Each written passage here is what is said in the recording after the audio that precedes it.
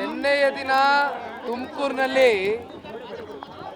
ಸರ್ಕಾರಿ ಕಾರ್ಯಕ್ರಮ ಆಯೋಜನೆ ಮಾಡಿಕೊಂಡು ಸಾಧನಾ ಸಮಾವೇಶ ಅಂತ ಹೆಸರು ಕೊಟ್ಕೊಂಡು ನಿನ್ನೆಯ ದಿನ ಮುಖ್ಯಮಂತ್ರಿಗಳು ಉಪಮುಖ್ಯಮಂತ್ರಿಗಳ ಆದಿಯಾಗಿ ಸಂಪೂರ್ಣ ಸಚಿವ ಸಂಪುಟವು ಕೂಡ ನಿನ್ನೆ ತುಮಕೂರಿನಲ್ಲಿ ಮಾತನಾಡಿರ್ತಕ್ಕಂಥ ಎಲ್ಲ ವಿಚಾರವನ್ನ ಕೇಳಿದ್ದೀನಿ.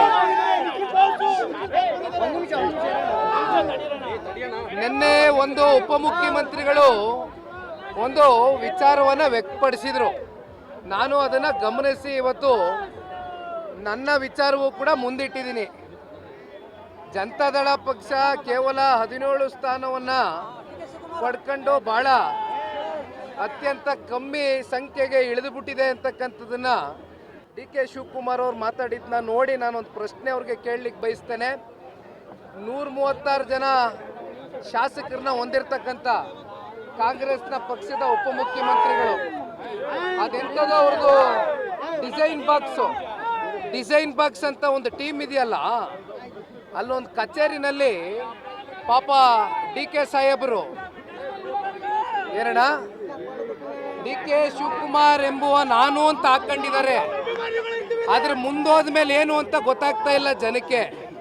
ಅದಕ್ಕೆ ಪ್ರಶ್ನೆ ಕೇಳಿದ್ದೀನಿ, ನಮ್ಮ ಬಗ್ಗೆ ಚಿಂತೆ ಮಾಡೋದು ಬಿಡ್ಲಿ. ಇವತ್ತು ಇನ್ನೂ ಒಂದು ಮಾತು ನಾನು ನೋಡಿದೆ ಗಾಡಿಯಲ್ಲಿ ಬರ್ತಾ, ಈಗ ಪಾಪ ನಿಖಿಲ್ ಕುಮಾರಸ್ವಾಮಿ ಸ್ಟೇಟಸ್ ಬಗ್ಗೆ ಪ್ರಶ್ನೆ ಮಾಡಿದ್ದಾರೆ. ಸಾಹೇಬರು ನನ್ನ ಸ್ಟೇಟಸ್ ಬಗ್ಗೆ ಪ್ರಶ್ನೆ ಮಾಡಿದ್ದಾರೆ. ಒಂದು ಅರ್ಥಕೊಳ್ಳಿ, ಇವತ್ತು ಅವ್ರಿಗೇನು ಜನ ಸ್ಟೇಟಸ್ ಕೊಟ್ಟಿದಾರಲ್ಲ, ಉಪಮುಖ್ಯಮಂತ್ರಿ ಸ್ಟೇಟಸ್ಸು, ಇದು ನಾಡಿನ ಜನತೆ ಅವ್ರಿಗೆ ಭಿಕ್ಷೆ ಕೊಟ್ಟಿದ್ದಾರೆ. ಅದನ್ನ ಕಣ್ಗೊತ್ಕೊಂಡು ಅಧಿಕಾರ ಇದ್ದಾಗ ದುರಂಕಾರ ಪಡೆದಿರಾ, ದುಡ್ಡಿನ ಮದ ತಲೆಗೇರಿ ಜಾಸ್ತಿ ಮಾತಾಡ್ದಿರಾ, ತಲೆ ತಗ್ಸಿ ಜನಗಳಿಗೆ ಗೌರವಿತವಾಗಿ ದುಡಿತಕ್ಕಂಥ ಕೆಲಸ ಮಾಡಲಿ. ನಿಖಿಲ್ ಕುಮಾರಸ್ವಾಮಿ ಸ್ಟೇಟಸ್ ಏನು ಅಂತಕ್ಕಂಥದ್ದು ಈ ನಾಡಿನ ಜನತೆ ಮುಂದಿನ ದಿನಗಳಲ್ಲಿ ತೋರಿಸ್ಕೊಡ್ತಾರೆ. ತಲೆ ಕೆಡಿಸ್ಕೊಳ್ಳೋದು ಬೇಡ. ಮಿಸ್ಟರ್ ಶಿವಕುಮಾರ್ ಅವರು ಇಷ್ಟು ಲಘುವಾಗಿ ಮಾತನಾಡ್ತಕ್ಕಂಥದ್ದು ಬೇಡ. ಪಾಪ ನೋಡಿದೆ ಎಲ್ಲ ಇವಾಗ ಮಾತಾಡಿದ್ದಾರೆ ನಮ್ಮ GBIT ವಿಚಾರಕ್ಕೆ ಸಂಬಂಧಪಟ್ಟಂತೆ. ಅವ್ರ ಪ್ರೆಸ್ ಅಡ್ರೆಸ್ನ ನಾನೆಲ್ಲ ನೋಡ್ಕೊಂಡು ಬಂದಿದ್ದೀನಿ. ಪಾಪ ಮಾತೆತ್ತಿದ್ರೆ ಅವ್ರ ಸಹೋದರ ಕೂಲಿ ಸಿಕ್ಲಿಲ್ಲ ಅಂತ ಬೀದಿಯೆಲ್ಲ ಬಾಯ್ ಪಡ್ಕೊಂಡು ಓಡಾಡ್ತಾರಲ್ಲ, ಅಲ್ಲಿ ಡೆಲ್ಲಿಗೆ ಹೋಯ್ತಾರೆ.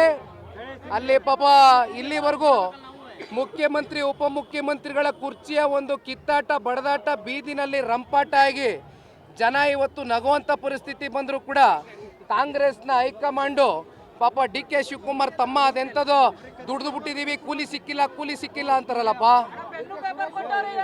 ಆ ಮೊದಲು ಕೂಲಿ ಬರ್ಲಿ, ಅದೆಂಥದೋ ದುಡ್ದವ್ರಂತೆ, ಕೂಲಿ ಸಿಕ್ಕಿಲ್ವಂತಲ್ಲ. ಕೂಲಿ ಇಸ್ಕೊ ಬರ್ಲಿ, ಹೋಗಿ ಡೆಲ್ಲಿಗೆ ಹೋಗಿ ಕೂಲಿ ಇಸ್ಕೊ ಬರ್ಲಿ. ಜನ 136 ಜನ ಸೀಟನ್ನು ಗೆಲ್ಸ್ಕೊಟ್ಟವ್ರೆ. ಕುಣಿನಾರದೇ ಇರೋರು ನೆಲ ಡೊಂಕಂದಂಗೆ ಅವ್ರು ಹತಾಶರಾಗದೇ ಆಗಿರ್ತಕ್ಕಂಥದಕ್ಕೆ ಇವೆಲ್ಲ ಚರ್ಚೆ ಇರೋದು. ನಿಖಿಲ್ ಕುಮಾರಸ್ವಾಮಿ ಸ್ಟೇಟಸ್ ಬಗ್ಗೆ ಚರ್ಚೆ ಬೇಡ. 2028ಕ್ಕೆ ಇದೇ ಮಾನ್ಯ DK ಶಿವಕುಮಾರ್ ಮಾಜಿ ಆಗ್ತಾರೆ, ಹಾಲಿಯಾಗಿರೋದಿಲ್ಲ. ಯಾವ್ರಿಗೂ ಅಧಿಕಾರ ಶಾಶ್ವತ ಅಲ್ಲ. ದಯವಿಟ್ಟು ಮಾತಾಡೋದಕ್ಕಿಂತ ಮುಂಚಿತವಾಗಿ ಎಚ್ಚರಿಕೆಯಿಂದ ಮಾತಾಡೋದು ಕಲ್ತ್ಕೊಳ್ಳಿ, ದುರಂಕಾರ ಬೇಡ.